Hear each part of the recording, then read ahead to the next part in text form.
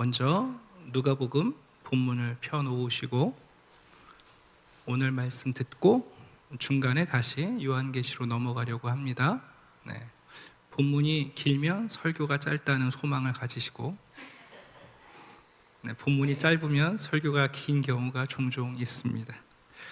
자, 누가복음 17장에서 예수님은 바리새인의 질문에 대해서 답변하고 계시고 있고, 또 제자들에게 제자들은 질문을 안 했지만 장차 제자들이 비슷한 질문을 할 걸 아시고 미리 답변하고 계십니다. 성경을 존중하는 것은 굉장히 중요합니다. 본문의 말씀을 꼼꼼히 읽지 않으면 우리가 상식적으로 알고 있고 오랫동안 들어온 대로 그냥 추측하고 그럴 것이라고 예상할 가능성이 많아요. 예수님께서는 이 땅에 오셔서 하나님의 나라를 선포하셨습니다. 회개하라, 천국, 하나님의 나라가 왔다. 그리고는 유대인들이 생각했던 것처럼 정부를 전복시키거나 군사행동을 일으키진 않지만 이사야 선지서와 구약에 있는 메시아가 하시는 일을 정말 예수님이 하고 계신 거예요. 마태복음을 보면 헤롯의 감옥에 갇혀있던 세례 요한이 예수님에 대한 사역의 보고를 제자들에게 들어요. 근데 세례 요한조차도 예수님에 대해서 오해를 해요. 세례 요한은 도끼가 나무 뿌리에 놓였다. 내 뒤에 오시는 그분이 불로 심판하시리라. 세례 요한이 예수님께 세례를 주었어요. 자신은 감옥에 갇혔지만 예수님의 사역이 시작되면 헤롯도 그리고 로마도 어떤 면에선 정치적이고 군사적인 하나님의 나라가 임할 것처럼 세례 요한도 생각했단 말이에요. 그래서 세례 요한이 제자들을 보내서 예수님께 질문하게 됩니다. 제가 다른 일을 기다려야 합니까? 그때 예수님이 뭐라고 하시냐면 이사야 선지자가 예언한 메시아가 오시면 벌어진 일들을 상기시키세요. 그게 뭡니까? 앉은 뱅이가 일어납니다. 보지 못하는 자가 보게 됩니다. 문둥병자가 고침을 받습니다. 그러니까 바리새인들이 볼 때 예수님의 하나님 나라 선포는 일종의 모순처럼 보인 거예요. 예수님이 하시는 능력을 보면 분명히 메시아 같이 보이는데 그분의 사역의 결과는 정치적이거나 군사적인 하나님의 나라가 아니잖아요. 국가가 아니잖아요. 심지어 예수님께서 이제 예루살렘으로 올라가시다가 어떤 일을 벌이시냐면 문둥병자 10명이 동시에 고침을 받는 사건이 벌어집니다. 여러분, 문둥병자가 고침을 받는다는 건 유대인들에게 놀라운 일이거든요. 그래서 오늘 본문을 보면 바리새인들이 예수님께서 질문하는 겁니다. 하나님의 나라가 어느 때에 임합니까? 당신이 자꾸만 하나님의 나라 얘기를 하고 당신이 하나님 나라의 권세를 보여주고 있는데 대체 그 나라가 언제 시작됩니까? 그 질문에는 시간만 묻는 것이 아니라 사실은 어느 때에 어디서부터 출발하냐는 질문이 반영되어 있습니다. 자, 예수님께서는 그들의 질문에 이렇게 답변하십니다. 먼저 20절 후반절입니다. 하나님의 나라는 볼 수 있게 임하는 것이 아니다. 이제 말이 참 어려워요. 특히 우리나라 말은 정말 어려워요. 여기 볼 수 있게 임하는 것이 아니다. 그러니까 우리는 시각을 생각해요. 그런데 파라텔레이시스라는 이 단어는 언제 쓰는 단어냐 하면 천문학자들이 별을 관측할 때 쓰는 단어예요. 여러분, 내일 날씨가 어떨지를 구름을 보고 아는 경우가 있죠. 그때 본다는 개념은 단순히 눈으로 보는 게 아니라 뭐 한다는 거예요? 가늠해 본다, 예상하고 계산한다는 뜻이에요. 가끔 뉴스에서 몇 월 며칠 개기일식이 벌어집니다 예보하죠. 그거 어떻게 알았죠? 천문학자들이 별의 운행을 계산해서 몇 날, 며칠, 몇 시에 일식이 벌어진다 계산을 해요. 그게 바로 오늘 여기 볼 수 있게 임하는 것이 아니다라는 뜻이에요. 때로는 혜성이 오잖아요. 그럼 또 과학자들이 얘기를 하네요. 야, 72년 만에 혜성이 옵니다. 여러분, 그거를 어떻게 계산합니까? 별의 주기를 보고 계산합니다. 그죠? 네.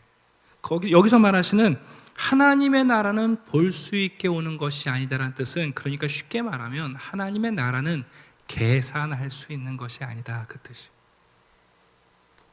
일식이 언제 올지, 혜성이 언제 올지 보고 알 수 있는 것이 천문학인데, 그러나 하나님의 나라는 그런 방식으로 계산할 수 있는 게 아니다 하고 예수님이 못 박으셨어요.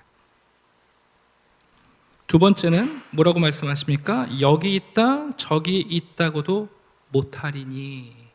하나님의 나라는 어디서 출발하거나 아니면 그 나라에 경계선, 영토에 국경선이 있는 게 아니다.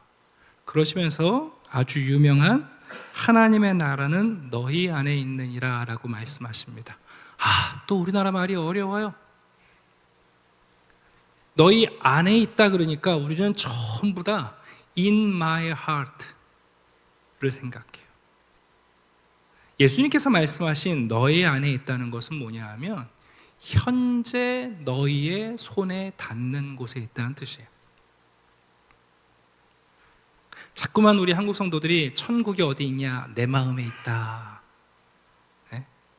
여기 너희 안에 있다는 말은 관용어구예요. 유대인들에게 나의 손이 닿을 곳을 얘기하는 거예요. 무슨 얘기입니까? 여러분, 예수님께서 이미 회개하라, 천국이 가까이 왔다 하시고 예수님이 사역을 시작하셨어요. 예수님이 이 땅에 오시면서 하나님 나라는 시작이 된 거 아닙니까? 그런데 바리새인들은 예수님의 하나님 나라 사역을 보면서도 하나님의 나라가 왔다는 걸 알아요? 몰라요? 몰라요. 그래서 질문하고 있는 거예요. 언제 시작됩니까? 너희들은 하나님의 나라를 볼 수도 없거니와 그 하나님의 나라를 계산하려고 해도 못한다. 어디서 임합니까? 지금 너희들의 손에 닿을 곳에 있지 않냐, 그 얘기예요.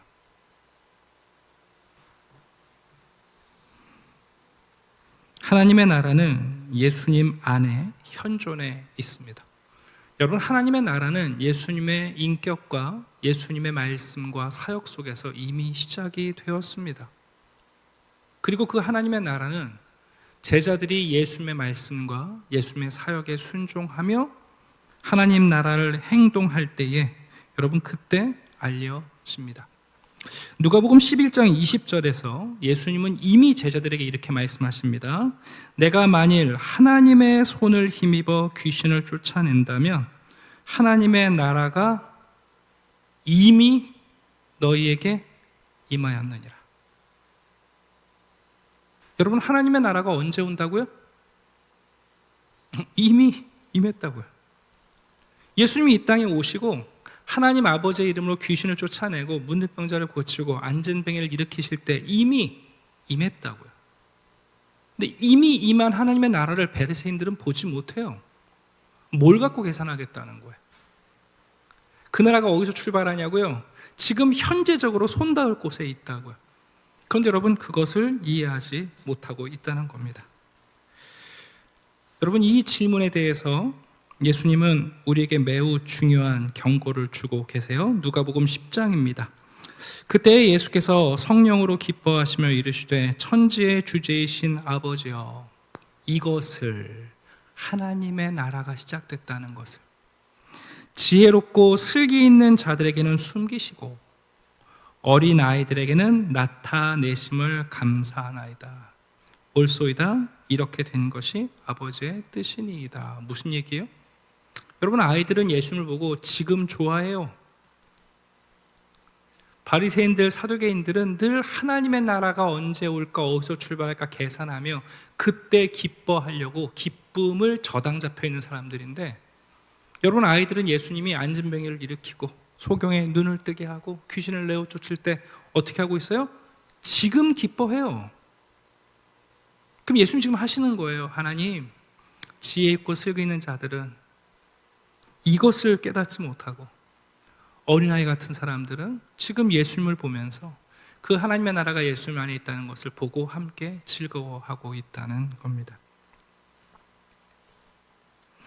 누가복음 12장에서 예수님은 또 이렇게 말씀하십니다. 또 무리에게 이르시되 너희가 구름이 서쪽에서 이는 것을 보면 곧 말하기를 소나기가 오리라 하리니 과연 그러하고 남풍이 부는 것을 보면 말하기를 심히 더우리라 하나니 과연 그러하니라. 외식하는 자여 너희가 천지의 기상은 분간할 줄 알면서, 그 다음이 중요해요, 어찌 이 시대는 분간을 하지 못하느냐. 다시 말씀드릴게요.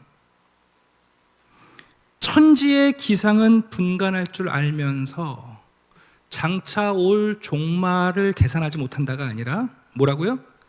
이 시대를 분간하지 못한다고. 이 시대가 뭐예요? 예수님이 지금 사역하시고 있는 이 시대예요.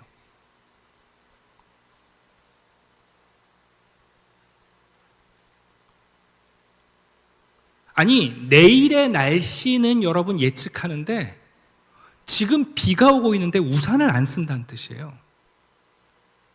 이해가 가세요, 여러분? 네.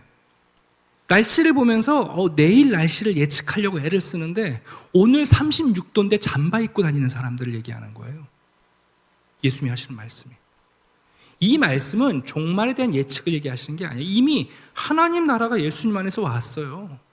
그분의 말씀, 그분의 사역, 그분의 행격 속에 하나님 나라가 있는데, 여러분 날씨를 보고 내일 날씨를 예측하려고 하지, 지금 여러분 비가 오고 오늘 날씨가 온도가 어떤지를 모르고 살아가는 사람들, 그들에게 이 시대를 분간하지 못하냐고 말씀하고 계시는 거예요. 그럼 여러분, 제자들은 이 질문으로부터 자유로울까요? 아니요. 예수님이 아셨어요. 제자들은 예수님 안에 있는 하나님의 나라를 봤어요. 생명의 말씀이 여기 계시면 우리가 어디로 가오리까? 변화산에 올라가서 이는 내 사랑하는 아들이라는 하나님의 음성을 듣고 그리스도 안에 있는 하나님의 나라를 제자들은 봤지만, 그런데 여러분, 제자들도 잠시 후면 이 유혹에 또 빠져요.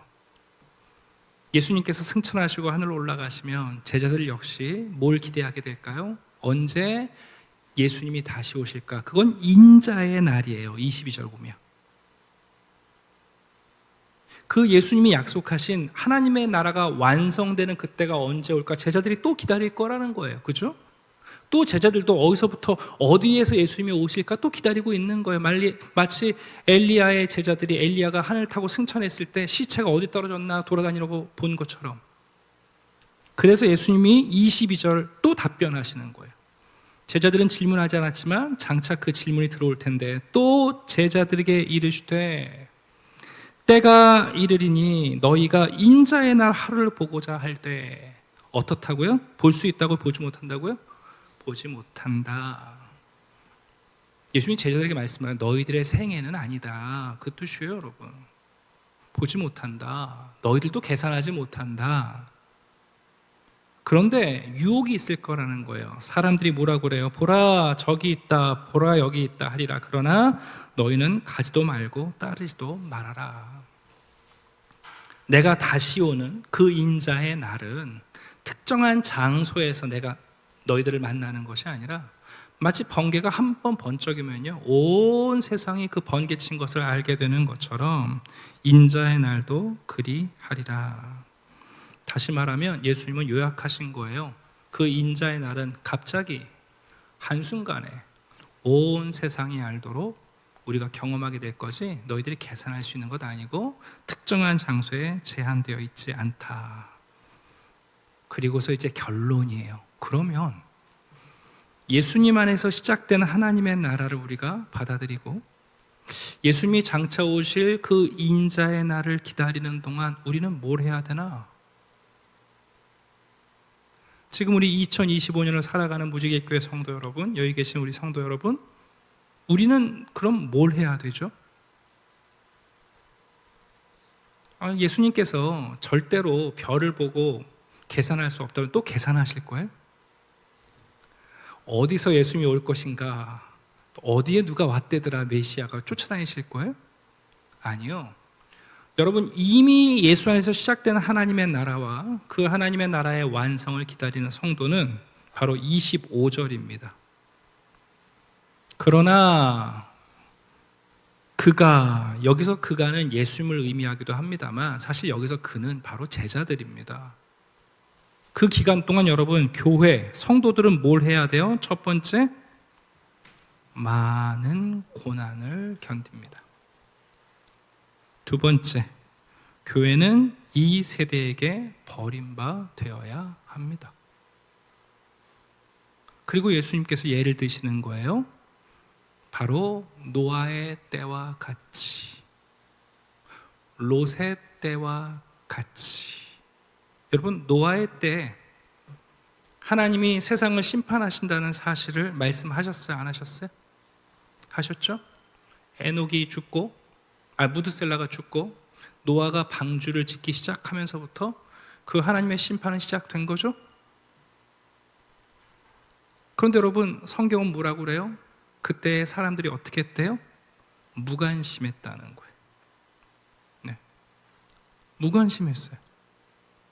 예수님이 오시는 날은 바로 사람들이 무관심한 때, 그리고 아무도 계산하지 않을 때. 30절 한번 볼까요? 인자가 나타난 날에도 이러하리라 하고 말씀하셨어요.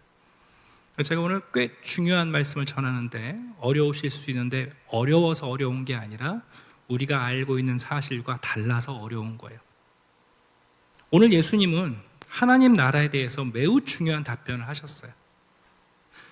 예수님 안에 현재적으로 시작된 나라를 보지 못하는 바리새인들에게는 야, 그거 계산할 수 있는 거 아니야. 사실은 너희들 손에 잡히는, 지금 너희들 앞에 있어.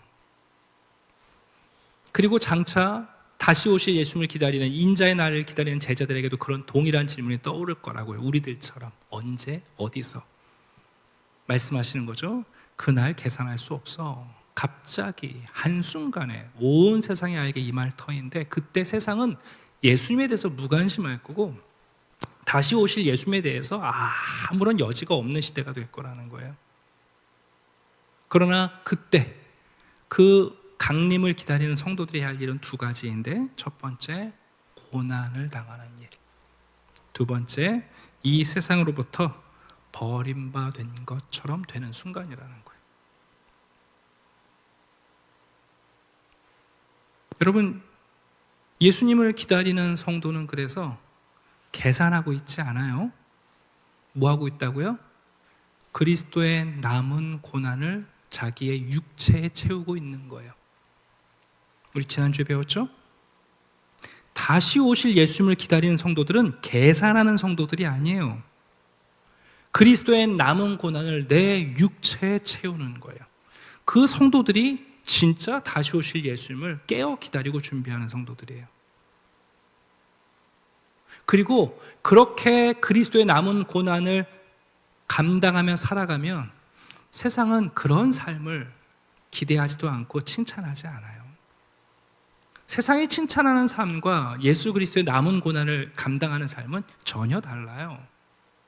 교회가 성장하고 교회 다니면 사업 잘 되고 애들도 공부 잘하고 건강해지고 다 좋아질 때 사람들은 교회에 관심을 가져요. 그러나 교회가 그리스도의 남은 고난을 채우고자 할 때 세속적 사람들로부터 그런 교회는 버림받아요. 그런데 중요한 것은 이제 요한계시록으로 가봅시다. 신약성경 제일 마지막에 있는 요한계시록은 종말에 대한 책이 아니에요. 요한계시록은 예수 그리스도의 강림을 기다리는 교회들을 위로하기 위한 책입니다. 종종 요한계시록을 우리가 엉뚱한 데 관심을 갖고 볼 때가 많은데요. 요한계시록은 시작하면서 이렇게 말씀해요. 예수님은 사도 요한에게 세 가지를 말씀하십니다. 지금 있는 일, 그리고 두 번째는 네가 지금 본 것, 그리고 세 번째는 장차 될 일을 기록하라 그러셨습니다. 자, 첫 번째, 지금 있는 일은 뭐냐 하면 이미 예수 그리스도를 믿고 시작된 하나님 나라의 제자들인 7 교회들을 얘기하는 거예요. 그래서 예수님은 지금 있는 일을 정확하게 알고 계세요. 지금의 교회의 상태를 아세요. 어떤 교회가 어떤 모습인지, 어떤 유혹을 받고 있고 칭찬받을 만한 일을 하는지 미움받을 만한 일을 하는지를 예수님이 정확히 알고 계세요. 그리고 사도 요한에게 보여주세요. 그리고 장차 되어질 일을 말씀하고 있습니다.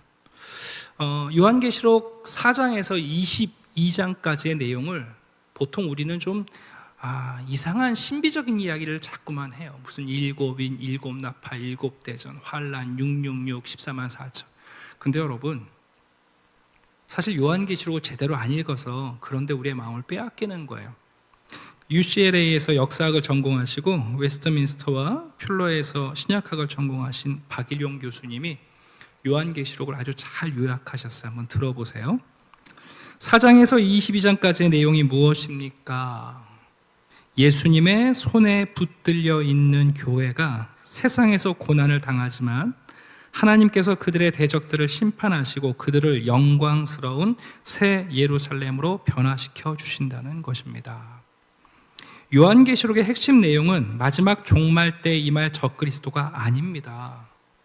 세상이 당하는 심판도 아닙니다. 교회가 당하는 마지막 환난도 아닙니다. 예수님이 사도 요한에게 기록하라고 말씀하고 있는 것은 부활하신 예수님의 손에 붙들린 교회의 비밀입니다. 그 교회가 어떻게 환난과 유혹을 이기고 영광스러운 교회로 변화하게 될지를 보여주십니다. 이기는 교회에 주시는 축복에 대하여 기록하고 있는 것입니다. 교회를 오른손에 붙들고 계시는 예수님은 자신을 알파와 오메가라고 소개하고 있습니다. 하나님과 동일한 이름을 가지고 계십니다. 구원 역사를 주도적으로 이끌어 가시는 분입니다. 알파와 오메가가 되시는 예수님께서 보여주시는 내용의 알파와 오메가는 교회입니다. 예수께서 보여주시는 알파와 오메가는 교회입니다. 요한계시록의 시작은 소아시아의 7교회로 시작합니다. 지상에 있는 전투하는 교회입니다. 그리고 마지막은 천상에서 내려온 영광스러운 승리의 교회입니다. 이것이 요한계시록의 주 메시지입니다. 두 가지를 말씀드리려고 그래요. 첫 번째, 여러분 요한계시록에서 정말 중요한 건 뭐냐면 7번 사도 요한이 보고 있는 천상 예배의 장면이에요.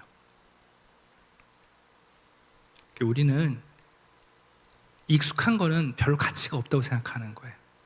그래서 일곱인이 뭐냐, 나팔이 뭐냐, 대접이 뭐냐, 그때 어떤 환란이 오느냐. 근데 여러분 중요한 건 그 인과 나팔과 대접 사이사이에 찬송과 후렴곡처럼 간주로 등장하는 7번의 천상 예배 장면이 있어요. 이 땅에서 교회가 박해를 받을 때, 환란을 당할 때 낙심하게 되는 순간, 그 다음 순간 바로 사도 요한이 또 천상의 예배를 봐요. 나팔과 인의 재앙이 있어서 교회가 또 소멸되는가, 성도들이 다 멸절하는가 싶을 때 또 뭘 보여주시면 천상의 예배를 보여주세요. 요한계시록의 중요한 것은 지금 이 땅에서는 환난과 고통을 당하고 있는 교회와 성도의 모습이 아니라 이미 승리한 저 천상의 예배를 우리에게 자꾸만 보여주시는 거예요. 4장에 가시게 되면 첫 번째 천상 예배에 이런 이야기를 합니다. 하나님과 예수 그리스도를 보여주리라. 그리고는 보여주시는 두 가지 모습이 뭐냐면 죽임당한 어린 양과 유다의 사자입니다. 놀라운 그림이죠, 여러분. 예수 그리스도의 모습을 보여주는데 우리에게 두 모습을 보여줘요. 죽임당한 어린 양, 그리고 승리하고 포효하시는 유다의 사자. 여러분, 이게 같은 분이에요? 다른 분이에요? 맞아요. 요한계시록이 죽임당한 어린 양에 대한 찬양과 승리하신 유다의 사자에 대한 찬양이 동일한 분으로 소개해요. 이게 왜 중요하죠? 이 땅의 성도들은 마치 죽임당한 어린 양처럼 고난과 박해와 환난을 당하고 있어요. 아까 말씀하신 것처럼 남은 고난을 받고 있고 세상으로부터 버림받고 있어요. 그래서 우리는 마치 그냥 죽임당한 어린 양으로 끝날 것처럼 생각을 해요. 그런데 여러분, 뭘 보여주시는 거예요? 그분이 승리하신 유다의 사자다. 저 천상에서 완성된 하나님 나라 예배가 있다. 이 땅의 성도의 예배와 저 천상의 예배가 어느 날 함께해서 완전한 예배, 완전한 그 시간이 우리에게 주어져 있다 하고 이 땅에서 고난받는 성도들에게 천상의 예배를 통해서 계속해서 위로하시는 거예요. 그러시면서 뭐라고 그러세요? 7교회 들을 붙잡고 계신 하나님의 손을 보여주는 거예요. 여러분, 예수님은 칭찬받을 게 없는 교회들도 붙잡고 계시는 거예요. 그게 요한계시록 우리에게 던져주는 거예요. 그러면서 마지막에 무슨 얘기를 해요? 내가 너희에게 그 어린 양의 신부를 보이리라. 우리 에베소 5장으로부터 시작했죠? 부부의 이야기를 하면서 바울이 뭐라고 그랬어요? 야, 근데 이건 부부 이야기가 아니라 그리스도와 교회의 비밀이다 얘기했어요. 요한계시록 마지막에 단장된 신부를 보이리라 하면서 새 예루살렘이라는 건물의 모양으로 그 신부의 아름다움을 표현해줘요.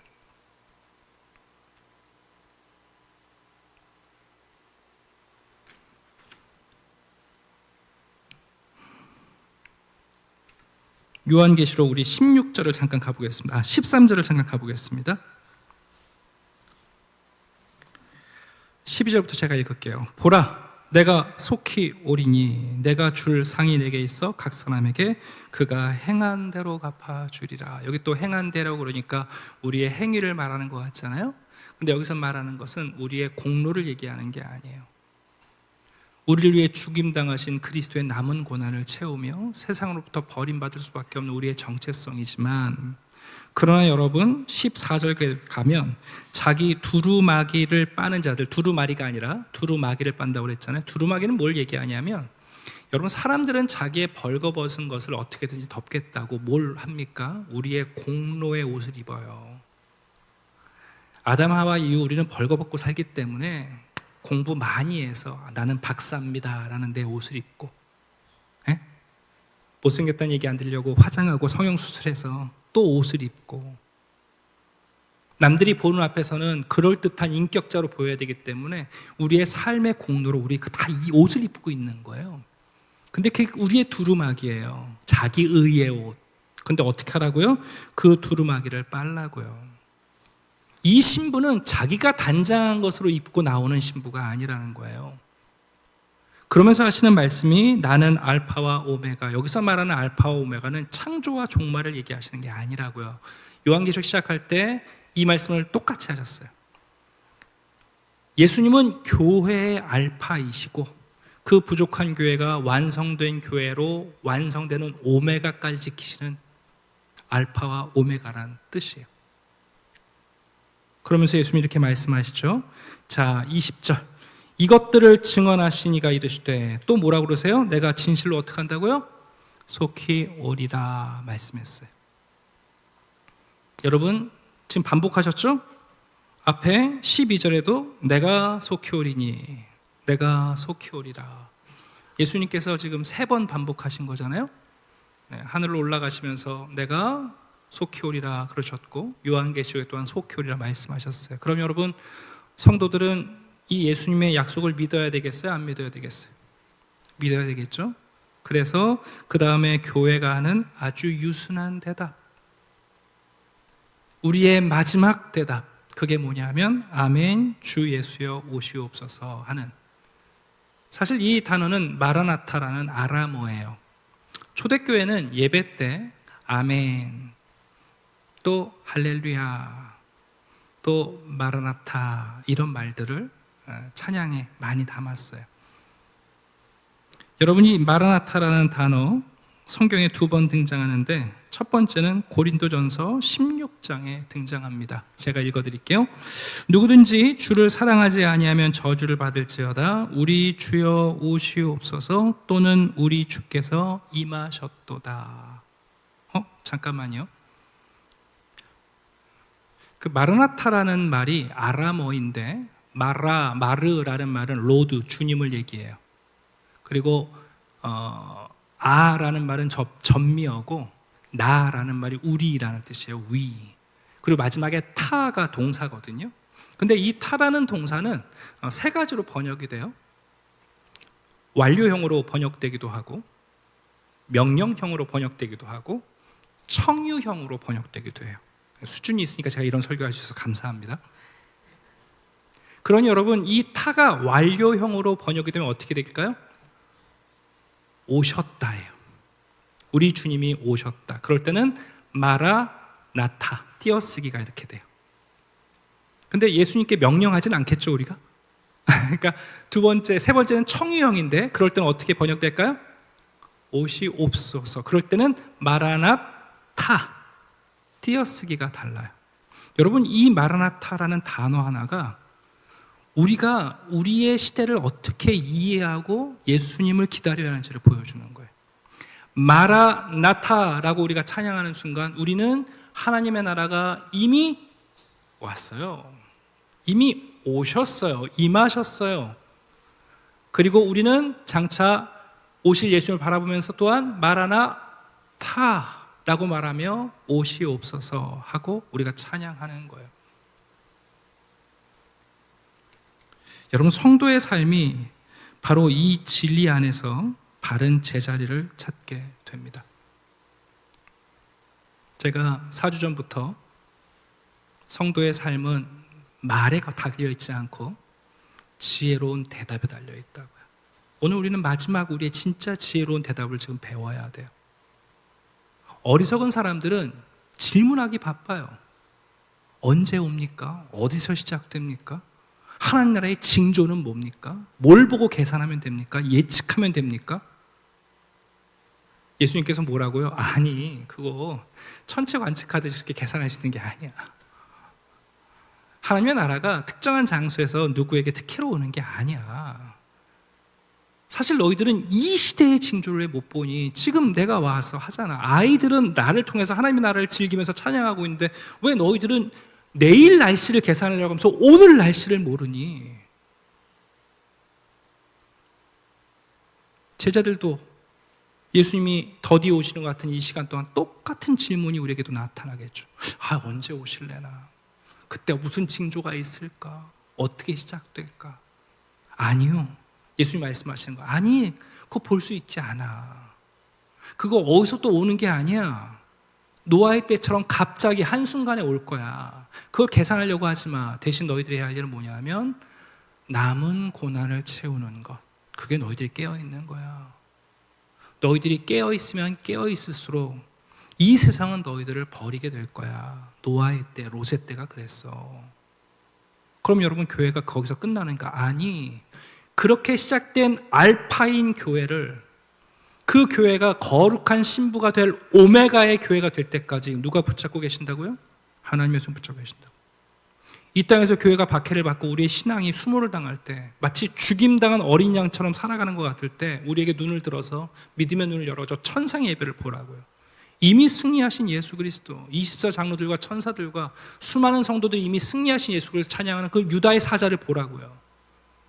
장차 그 천상의 예배와 먼저 간 성도들의 예배와 이 땅에 남겨진 성도들이 함께 마주하는 예배드리는 순간이 올 거라고요. 그러니 마라나타, 오신 예수님을 마라나타, 오실 때까지 기다리라는 거예요. 일본의 기독교 여류 소설가인 미우라 아야코 여사가 있습니다. 요즘은 잘 안 읽는데 우리 어르신들은 예전에 빙점이라는 소설로 드라마도 있었고 매우 유명한 분이시죠. 근데 이분이 사실은 매우 어렸을 때부터 많은 병을 앓았어요. 24살에는 폐결핵을 앓고 또 척추 질병으로 13년간 거의 누워서 생활을 했습니다. 이 미우라 아야코 여사를 소중히 생각했던 타다시라는 남자친구가 있어요. 그래서 이 타다시가 크리스찬인데 미우라 아야코에게 복음을 전해요. 병상에서 아무런 소망이 없는, 원래 선생님이셨거든요. 영어 선생님이셨나 그래요. 그런데 복음을 전하는데 너무 절망스러우니까 복음을 받아들이고 싶고 예수를 믿고 싶은데 자기에게는 그 어떤 소망도 없는 거예요. 당시 여러분 그 1500년대니까 광복 전후잖아요. 폐결핵을 앓고 여러분 척추 질병을 앓는다는 거 정말 무슨 소망이 있겠어. 24살 여자 아가씨가. 그래서 본인이 너무 힘들어서 하루는 울다가 노트에다가 대체 하나님이 어디 계시냐 하면서 영어로 요약을 해놨어요. Nowhere, 어디에도 없다. 하나님도 없고 소망도 없고 어디에도 없다. 그리고는 지쳐 잠들어 있을 때 이 남자 친구인 타다시가 병상에 온 거예요. 노트에 크게 Nowhere이라고 써 있는 걸 보고 타다시가 씩 웃고는 W 위에다가 띄어쓰기를 해놨어요.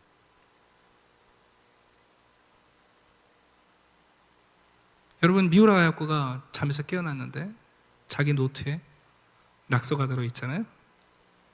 Nowhere, 어디에도 없다라는 단어가 갑자기 띄어쓰기를 바꾸니까 Now Here로 읽히는 거예요. 여러분, 그 순간 이 미우라 아야코에게 새로운 빛이 찾아오죠. 여러분, 우리가 성도들인데 정말 하나님의 나라가 이미 우리가 왔는데 와 있다는 사실 여러분 믿으십니까? 보고 계십니까? 혹시 예수님이 언제 올까를 예상하고 일기예보를 하려고만 관심이 있지 오늘 날씨 여러분 우리가 무감한 거 아닙니까? 예수님이 오시면 그때는 예수님과 함께 살아가지 뭐 그때 상급을 받겠지가 아니라 여러분 지금 이미 예수님의 사역과 삶과 말씀 속에 있고 그분의 사역 속에 있었던, 그래서 우리가 이제는 그 말씀을 듣고 순종하며 살아가는 우리 가운데 있는 하나님의 나라, Now and Here의 하나님의 나라를 잊어버리고 여기는 하나님의 나라가 없어, 언젠가 오시겠지, 그때가 언제일까, 어떤 징조를 보고 알 수 있을까. 그래서 여러분 우리가 예수님께 유순한 대답을 못하는 거예요. 예수님은 내가 다시 오리라, 속히 오리라. 그럼 여러분 그분을 믿고 사랑하고 따르길 원하면 어떻게 해야 되겠어요? 네, 어서 오시옵소서. 이미 오셔서 그 약속을 해주셨고 속히 오시겠다고 하셨으니까 네, 아멘, 어서 오시옵소서. 그게 여러분 우리의 신앙의 마지막 유순한 답변인 거예요.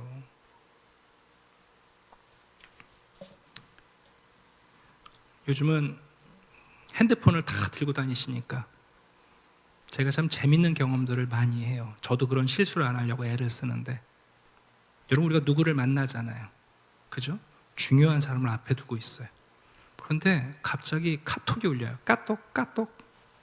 그럼 뭐 하죠? 중요한 분이 앞에 있는데 저 미국에 있는 친구랑 문자질 하고 있어요. 아니, 중요한 분이 지금 앞에 있는데 이분과 대화하려고 여기로 왔잖아요. 이분과 교제하려고 지금 차를 시켰잖아요, 여러분. 근데 뭐 하고 있다고요? 저 멀리 있는 사람들이랑 카톡하느라고 이 사람과의 시간을 다 까먹어요.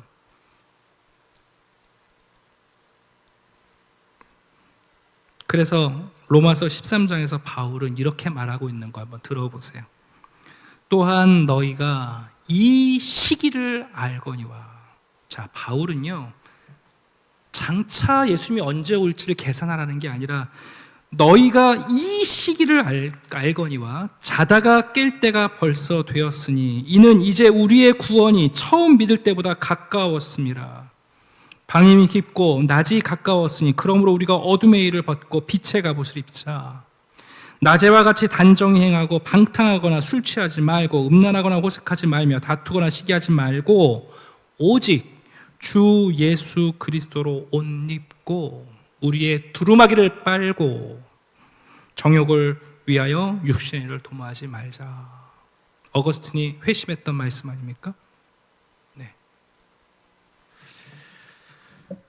이제 말씀을 정리하려고 합니다. 여러분, 신앙은 말에 달려 있지 않습니다. 내가 어떤 말을 하느냐, 그게 여러분 신앙이 아니에요. 신앙은 하나님의 말씀 앞에서 우리가 어떻게 대답하느냐예요. 우리의 마지막 대답은 뭐냐 하면 이미 오셔서 우리에게 말씀하신 그분을 믿고 신뢰하기 때문에 우리의 마지막 대답은 아멘, 마라나타. 마라나타 하신 예수님, Now and Here 하신 그분,